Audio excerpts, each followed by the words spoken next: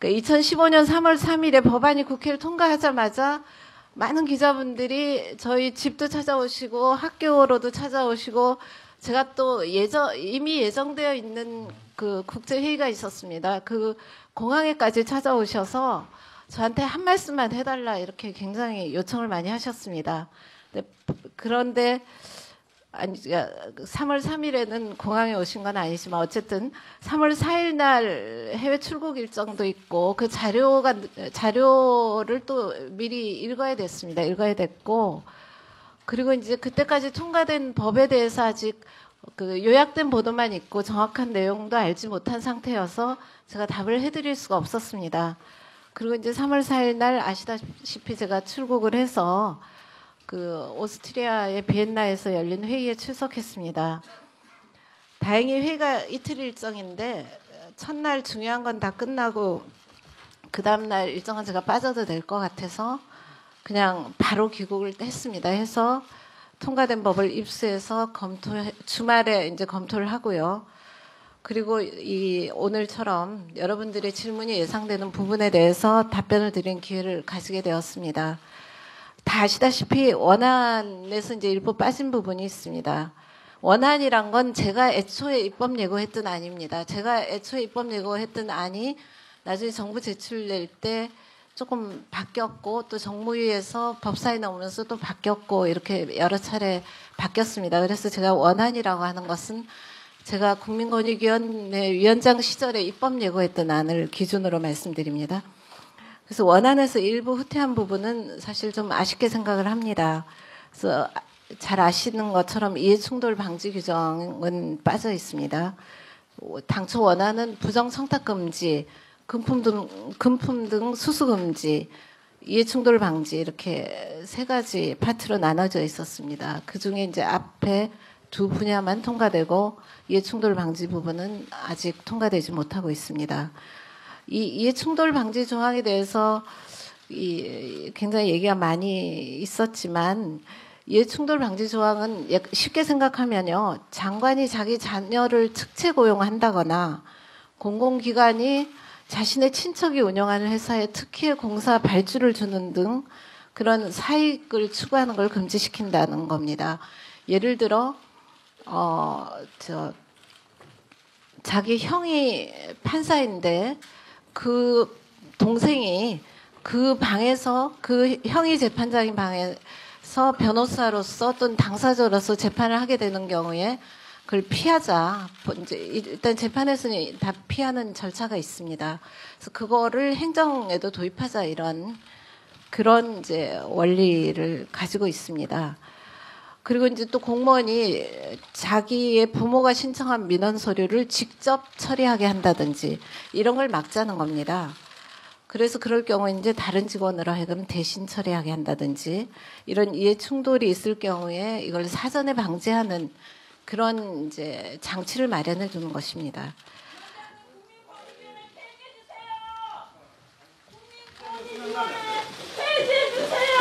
예.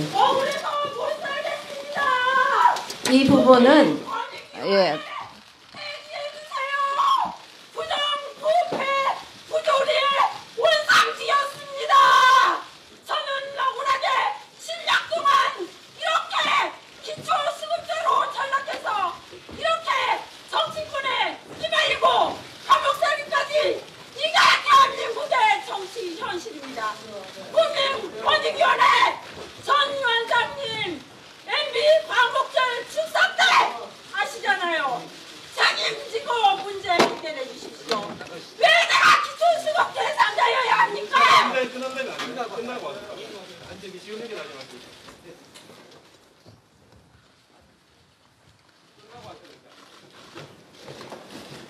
지금 자리에 계신 분이 저분의 사연을 아주 상세히 취재해서 언론에 한번 다뤄주십시오.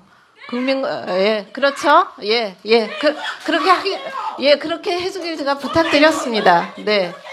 그리고 이거는 지금 다 여러분들이 기다리시니까 진행을 하십시다. 예. 그래서 이해 충돌에 대해서 사전에 방지하는 장치를 마련하는 것이었는데 이 부분은 반부패 정책의 매우 중요한 부분이라고 생각을 해서 함께 시행되어야 한다 이렇게 생각을 했는데 아시다시피 분리되어 일부만 통과를 하였습니다. 또 그다음에 100만 원 이하 금품 수수할 경우에 직무 관련성을 요구하는 것으로 그렇게 법안이 통과되었습니다. 원안에서는 100만 원을 초과했든 100만 원 이하를 불문하고 직무 관련성을 묻지 않았습니다. 직무 관련성이 없어도 형사처벌이나 과태료 처분을 하도록 했는데 통과된 법은 100만 원 초과했을 경우에는 직무 관련성을 요구하지 않으면서 100만 원 이하를 수수했을 때는 직무 관련성을 요구하고 있습니다. 그런데 현행 형법상의 뇌물죄에 관해서 우리나라 대법원의 해석은 일단 직무 관련성이 있으면은 바로 대가성을 묻지 않고 뇌물죄를 다 그 유죄로 인정을 해왔습니다. 그 금액이 아무리 적다 해도 뇌물죄를 인정을 해왔어요. 100만 원 이하일 경우에도. 그러니까 이건 결국 현행 형법상의 뇌물죄로 처벌할 수 있는 행위입니다. 근데 그것을 이 법에 의해서 과태료만 부과하겠다. 이렇게 돼버렸거든요. 제가 이 얘기를 사실 수차 여러분들께 했는데 이 부분이 좀 잘 이해가 안 되는 것. 이 부분이 왜 이렇게 됐는지 전 잘 모르겠어요. 그래서 제가 여기 참고 판례를 하나 붙여놨습니다. 참고 판례를 읽어드리면 뇌물죄는 직무집행의 공정과 이에 대한 사회의 신뢰에 기하여 직무행위의 불가매수성을 그 보호법익으로 하는 겁니다. 그래서 직무에 관한 청탁이나 부정한 행위를 필요로 하지 아니하여 수수된 금품의 뇌물성을 인정하는데 특별히 의무 위반 행위나 청탁의 유무 등을 고려할 필요가 없으므로 뇌물은 직무에 관해서 수수된 것으로 족하고 개개의 직무행위와 대가적 관계에 있거나 그 직무행위가 특정된 것일 필요도 없다. 이렇게 이미 판례가 나가고 있는데 직무 관련성을 요구해서 이 법으로 처벌한다는 것은 뇌물죄로 처벌할 수 있는 거를 뇌물죄로 처벌하지 않고 과태료를 묻겠다. 이렇게밖에 해석이 안 돼서 그 부분 조금 문제가 있습니다. 그다음에 이제 가족의 범위를 배우자로 축소한 부분도 사실 저는 좀 아쉬운데요. 원안에서는 가족 개념을 이제 민법 779조의 가족 개념을 적용했습니다. 그래서 그걸 보면 배우자라든지 직계 혈족이라든지 형제 자매까지 넣었고요. 그 다음에 직계 혈족의 배우자, 배우자의 직계 혈족, 배우자의 형제 자매는 같이 사는 경우에만 해당이 됩니다. 그러니까 직계 혈족의 이제 같이 사는 그 사위, 며느리, 장인, 장모, 시부모, 처제, 처남, 시누이, 시동생까지는 같이 살 때 해당하고요. 배우자나 그 직계 혈족, 그러니까 자기의 그 부모나 자녀들, 형제 자매까지는 같이 살지 않아도 해당하는 그런 이제 것이었는데 이것이 배우자로 축소되었습니다. 사실 전직 대통령의 자녀들, 형님들이 많이 문제되어 왔지 않습니까? 그렇게 되면 이 축소가 좀 문제가 있지 않나. 왜 이렇게 넣었냐. 제가 나중에 불고지죄에서 잠깐 또 얘기하겠지만 본인이 받은 것과 동일시할 수 있는 경우라고 생각했기 때문에 이렇게 한 거거든요. 그러니까 배우자만 동일시할 수 있고 직계 같이 사는 장인, 장모, 시부모님 또 같이 살지 않더라도 아들, 딸들 또 뭐 같이 살지 않는 부모님, 형제 자매는 뭐 제외시킨 이제 그런 게 된 거죠. 그래서 그 부분도 전 좀 아쉬운 부분이다. 그다음에 가족 이제 그 경우에도 불구하고 그 배우자가 금품 수수할 시도 직무 관련성을 요구했죠. 원안에서는 가족 금품 수수 시에도 직무 관련성이 없어도 신고 대상으로 했지만 통과된 법에서는 직무 관련성을 요구해서 범위가 또 축소되었습니다. 직무 관련성의 문제, 가족의 문제가 다 있다고 앞에서 지적을 했죠. 그 다음에 또 부정청탁의 개념이 굉장히 이제 포괄적인 데서 그 축소되었습니다. 원안에서는 부정청탁의 개념을 특정 직무를 수행하는 공직자에게 법령을 위반하게 하거나 지위 또는 권한을 남용하게 하는 등 공정한 직무 수행을 저해하는 청탁 또는 알선행위 이렇게 규정했습니다. 그런데 통과된 법에서는 이걸 전부 삭제를 하고요. 15개 유형을 열거하는 방식을 취했습니다. 이거는 이제 금지 행위를 구체화하기 위한 것이다 이렇게 하는데 또 뭐 그럼에도 불구하고 이것도 명확성 원칙에 반한다 이런 주장들이 많이 있는 것으로 알고 있습니다. 근데 이 규정의 근본 취지는 우리나라가 사실 매사에 제3자를 통해서 문제를 해결하고자 하는 제3자 청탁 풍조를 근본적으로 개선하고자 하는 데 있었습니다. 그래서 이 규정에 의해서 부정 청탁 금지와 이에 따라 과태료까지 부과하게 되는 경우는 본인이 직접 청탁하는 경우는 다 뺐습니다. 왜냐하면 뭐 공무원들이 그렇다면 민원을 전부 다 뭐 복지부동하면서 듣지 않게 된다든지 또 억울한 그 사람들이 어디 가서 하소할 때도 없게 된다든지 이제 이런 그 얘기들이 많이 있을 수 있기 때문에 또 본인이 자기 일을 좀 아까 오신 분처럼 본인이 억울하다고 생각하고 하소하는 것을 조금 과도하게 하는 것까지 다 처벌하는 것은 그건 안 되겠다. 라는 생각에서 본인이 직접 청탁하는 경우는 다 빼고 어디까지나 제3자를 통해서 문제를 하고자 하는 그런 경우만 이제 과태료 대상으로 삼았습니다. 이는 그동안 우리 사회에 만연한 매사에 일만 생기면 무조건 유력자 등 제3자를 찾아가서 청탁하고 이를 통해서 목적을 관철하려는 그런 고질적인 제3자 청탁 풍조를 근절하기 위해서였던 것입니다. 그래서 이로 인해서 우리 사회가 이제 백이 있어야 되는 사회, 뒷심이 있어야 되는 사회, 또 브로커가 설치는 사회, 배달 사고도 많이 일어났지 않습니까? 배달 사고가 일어나는 사회, 이런 식으로 이제 타락한 모습을 많이 보여왔던 것입니다. 따라서 원안에서는 부정청탁 개념은 오히려 포괄적으로 하되 부정청탁이 되지 않는 사례를 쭉 예시를 한 것입니다. 이 포괄적으로 규정하고 예시를 쭉 하고 그래서 광범위하게 그 제3자의 부정청탁 사례를 방지하고자 한 것이 목적이었습니다. 그런데 이제 그 통과된 법에서는 그 범위가 축소되어서 아쉽습니다. 그리고 선출직 공직자들의 제3자의 고충 민원 전달을 부정청탁의 예외로 이제 규정을 하고 있습니다. 그래서 이것은 이제 원안에 없던 내용이 추가된 것인데요. 제3자의 고충 민원이라 하더라도 내용적으로는 이권 청탁도 있을 수 있고 인사 청탁도 있을 수 있어서 그 부정 청탁의 소지가 있는 청탁도 있을 수 있습니다.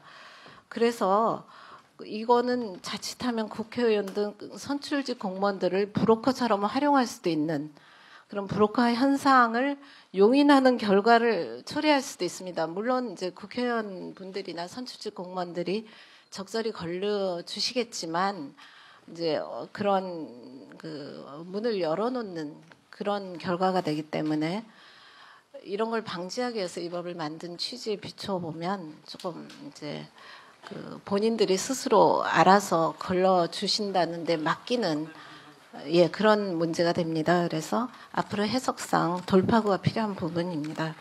그 시행일을 1년 6개월로 규정한 부분에 대해서도 원안에서는 사실 저는 시행일을 두 가지로 나눴습니다. 법 자체 시행은 1년 후부터 하기로 하고 처벌 규정은 그 1년 동안 시행해 보고 나서 문제가 있다거나 또 국민의 홍보가 더 많이 필요한 부분이 이제 분명히 있다고 생각했기 때문에 더 많은 대국민 홍보를 한 후부터 시행하는 것이 좋겠다. 그 두 단계로 원래 저는 생각을 했습니다. 그러니까 1년 후부터 시행을 해서 그 처벌은 이제 2년 후부터 하는 걸로 그렇게 했는데 정무위원회에서 뭐 그렇게까지 할 필요는 없겠다. 일괄적으로 1년 후부터 하는 것으로 이렇게 앞당겼습니다. 그랬는데 이제 아시다시피 최종 통과된 법은 이제 1년 6개월로 절충되었죠. 그래서 원안이 두 단계로 나눠서 했던 그 취지가 잘 전달되지 않은 것은 좀 아쉽게 생각을 합니다. 그리고 이제 원안에서 확대한 부분이 있죠. 여러분들이 제일 지금 그 관심을 많이 가지시는 부분이라고 생각을 합니다. 그 부분에 대한 소견은 이제 통과된 법은 적용 대상을 공직자 외 언론사, 사립학교, 뭐 학교법인 임직원 이런 식으로 이제 확대가 되었죠. 그래서 당초 원안에서는 공직사회에 대한 반부패 문제에 대해서 혁신적인 접근을 하기 위해서 그 대상을 이제 공직자나 공공기관 이렇게 한정했던 것입니다. 그래서 이때 제 개인적인 생각은 우리 사회의 반부패 문제의 혁신을 위해서는 가장 먼저 공직 분야가 솔선수범해야 된다. 이제 이런 생각을 했던 것입니다. 그래서 우선 공직 분야의 변화를 추진한 다음에 그 다음 단계로 민간 분야에 확산시켜야 되겠다. 이렇게 생각을 했던 것입니다. 지금도 형사법상으로 공직 분야에 뇌물죄가 있고요. 민간 분야에는 배임수재죄가 있죠. 근데 그런 형사처벌 법규가 있지만 그 역할이 한정적이어서 이제 이법과 같은 새로운 접근이 필요하다고 생각했던 것입니다. 그래서 직무 관련성이나 대가성이 없는 금품 수수까지도 무조건 처벌할 수 있는 또는 이제 과태료를 부과할 수 있는 새로운 법률을 시도하게 된 것입니다. 이처럼 저는 우선 공직사회에서 시작해보고 차츰 민간 분야로도 확대하는 법안을 만드는 것이 적절하다 이렇게 생각을 했습니다. 사실 민간 분야의 부패 척결도 매우 심각한 문제입니다. 저희 그 CPI 지수나 이런데 민간 분야도 다 들어가는 거죠. 예컨대 민간 분야의 A 기업에서 임직원이 하도급 업체로부터 부정청탁을 받거나 금품 수수 등 부패를 한다면 과연 그 기업이 글로벌적인 그 성공한 기업이 될 수가 있겠습니까? 그래서 이처럼 민간 분야의 반부패 대책도 사실 절실한 것입니다. 다만 이러한 작업을 공직사회로부터 시작할 수밖에 없다 이렇게 생각해왔는데 이번에 뜻밖의 국회에서 언론과 사립학교 분야를 추가해서 저는 사실 깜짝 놀라지 않을 수 없었습니다. 예. 그래서 공직자 부분이 2년 넘게 공론화 과정을 거친 데 비해서 민간 분야에 대하여는 적용 범위와 속도, 방법에 대한 사회적 협의와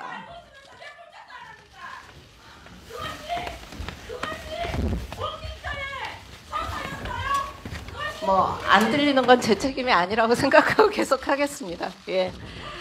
예, 공직자 부분이 2년 넘게 공론화 과정을 거친 데 비해서 민간 분야에 대하여는 적용 범위와 속도, 방법에 대한 사회적 합의와 준비가 부족한 상태에서 급하게 확대된 면이 있기 때문입니다. 그래서 저는 지금도 공직사회의 반부패 문제를 새롭게 개혁하고 차츰 2차적으로 기업, 금융, 언론, 사회단체 등을 포함하는 모든 민간 분야로 확대하는 것이 효율적이고 그 범위와 속도, 방법의 문제는 또 따로 사회적 합의를 도출해 나가야 된다. 이렇게 생각하고 있었습니다. 하지만 이번에 이미 국회에서 민간 분야 일부에 대해서 반부패 문제를 개혁하려고 한 마당에 이제 좀 당겨지긴 한 거죠. 그래서 이를 잘못되었다고 비판하기만 하고 있을 수는 없다고 생각을 합니다. 장차 확대시켜 나가야 될 부분이 일찍 확대되었을 뿐이기 때문입니다. 또 이는 특히 공공성이 강한 분야의 확대를 시도한 것이어서 평등권의 문을 침해한 문제라고 생각을 하지 않습니다. 또 우리 국민의 69.8%가 사립학교 교직원과 언론인까지 법 적용 대상에 포함된 것에 대해서 바람직하다 이렇게 평했다는 언론조사 결과를 봤습니다. 그런 걸 보면 이것이 과잉입법이라든지 비례의 원칙을 위배하였다고 보기 어렵습니다. 저는 따라서 이 부분이 위헌이라고 생각하지는 않습니다. 그렇지만 대한변협에서 이 부분에 대해서 위헌이라는 이유로 헌법소원을 제기했다고 합니다. 그 결정을 기다려볼 수밖에 없다 이렇게 생각을 합니다. 하지만 아시다시피 위헌 여부는 9대 0서부터 6대 3, 2대 7, 0대 9까지 사실 다양한 결론이 나올 수 있는 거죠. 간통죄에 대해서도 4번이 합헌 또 결정을 거쳤다가 최근에 이제 위헌 결정이 나온 것처럼 그렇게 이제 다양한 이론이 있을 수 있다고는 생각을 합니다. 그런데 이제 다만 언론 부분에 대해서는 지금이라도 우리 헌법상의 언론의 자유가 침해되지 않도록 특단의 조치가 마련되어야 한다고 생각을 합니다. 예컨대 수사 착수를 할 때 그 일정한 소명이 있어야만 수사 착수를 할 수 있게 한다든지 또 수사 착수 시에 언론사에 사전 통보를 한다든지 이런 장치가 필요하다. 왜냐하면 언론의 자유는 특별히 보호되어야 하는 아주 중요한 민주적 가치와 꼭 필요한 가치와 꼭 필수적인 가치를 유지하는데 민주적 가치를 유지하는데 꼭 필수적인 그런 자유이기 때문입니다. 그래서 참고로 이제 공직선거법 같은데 보면요, 부분적으로는 범죄 혐의가 있다는 소명이 이유가 있을 경우에 조사에 착수한다 이런 규정이 있는 부분이 있습니다. 이런 식으로 언론 자유의 침해에 대해서는 우리가 좀 더 깊이 고려할 여지가 있다.